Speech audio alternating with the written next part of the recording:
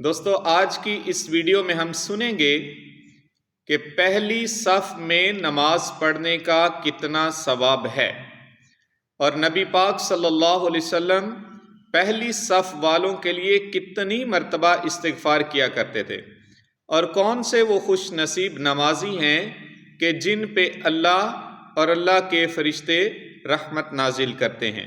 یہ تمام باتیں ہم پاک نبی کی احادیث سے سمجھیں گے۔ آپ سے گزارش ہے، اگر آپ کو یہ باتیں مفید لگیں تو ضرور اپنے دوستوں کے ساتھ بھی شیئر کیجئے گا تاکہ ہم سب کے لیے یہ صدقہ جاریہ بنے۔ تو چلیے پاک نبی صلی اللہ علیہ وسلم کی احادیث سنتے ہیں۔ حضرت سیدنا ابو امامہ رضی اللہ تعالی عنہ سے روایت ہے، نبی پاک صلی اللہ علیہ وآلہ وسلم نے فرمایا، بے شک اللہ اور اللہ کے فرشتے پہلی صف والوں پہ رحمت بھیجتے ہیں۔ تو صحابہ کرام علیہم رضوان نے عرض کی، یا رسول اللہ صلی اللہ علیہ وآلہ وسلم اور دوسری صف والوں پر؟ تو اللہ کے نبی نے دوبارہ فرمایا کہ اللہ اور اللہ کے فرشتے پہلی صف والوں پر رحمت بھیجتے ہیں۔ تو صحابہ کرام نے پھر پوچھا، یا رسول اللہ اور دوسری صف والے؟ تو آپ نے فرمایا کہ دوسری صف والوں پر بھی۔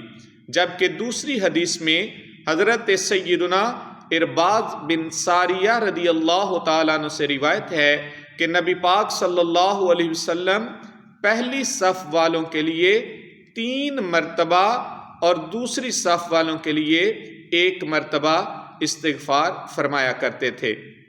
جبکہ حضرت سیدنا ابو ہریرہ رضی اللہ تعالی عنہ سے روایت ہے کہ نبی پاک صلی اللہ علیہ وآلہ وسلم نے فرمایا کہ اگر لوگ جان لیتے کہ اذان اور پہلی صف میں کیا ہے، پھر قرعہ اندازی کے علاوہ کوئی چارہ نہ رہتا تو ضرور قرعہ اندازی کرتے کہ کون پہلی صف میں کھڑا ہو، کون اذان پڑھے۔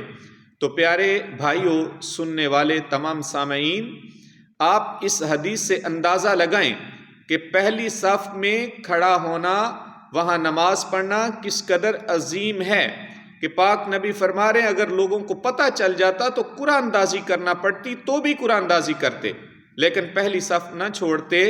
اور پھر اس کے علاوہ یہ حدیث بھی عظیم سعادت کی طرف اشارہ ہے کہ جو پہلی صف میں کھڑے ہوتے ہیں اللہ اور اللہ کے فرشتے ان پہ رحمت بھیجتے ہیں۔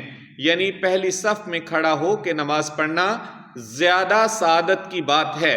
جبکہ آپ دیکھیں ہمارے ہاں عموماً ایسا ہی ہوتا ہے کہ بہت کم دوست ایسے ہوتے ہیں کہ جو کوشش کر کے پہلی صف میں پہنچنے کی کوشش کرتے ہیں، وہاں پہ جگہ بناتے ہیں، وگرنہ آپ دیکھیں کہ نمازی آئے ہوئے اسی انتظار میں ہوتے ہیں کہ پہلی صف پوری ہو ہی جائے، میں پیچھے کھڑا ہوں تاکہ جب بھی مولوی اسلام پھیرے تو میں فٹافٹ نکلنے کی کروں۔ تو پیارے بھائی، جب آپ تھوڑا وقت نکال کے آ ہی گئے ہیں تو نماز میں تسلی کے ساتھ نماز ادا کریں۔ پھر آپ یوں بھی دیکھیں گے کہ بہت سارے دوست ایسے ہوتے ہیں کہ پہلی صف کی سائیڈوں پہ جگہ ابھی خالی ہوتی ہے، باوجود اس کے دوسری صف میں نماز شروع کر دیتے ہیں، صرف اس سستی کی بنا پہ کہ کون 2 قدم چل کے ادھر سائیڈ پہ جائے، اب کوئی اور ہی آ کے کھڑا ہو جائے گا۔ تو بھائی یہ عظیم سعادت سے محرومی ہے۔ آپ کوشش کیا کریں کہ ہر ممکن طریقے سے پہلی صف میں اپنی جگہ بنائیں اور پہلی صف میں نماز پڑھیں تاکہ ہم سب سے پہلے رحمت کے حقدار بنیں۔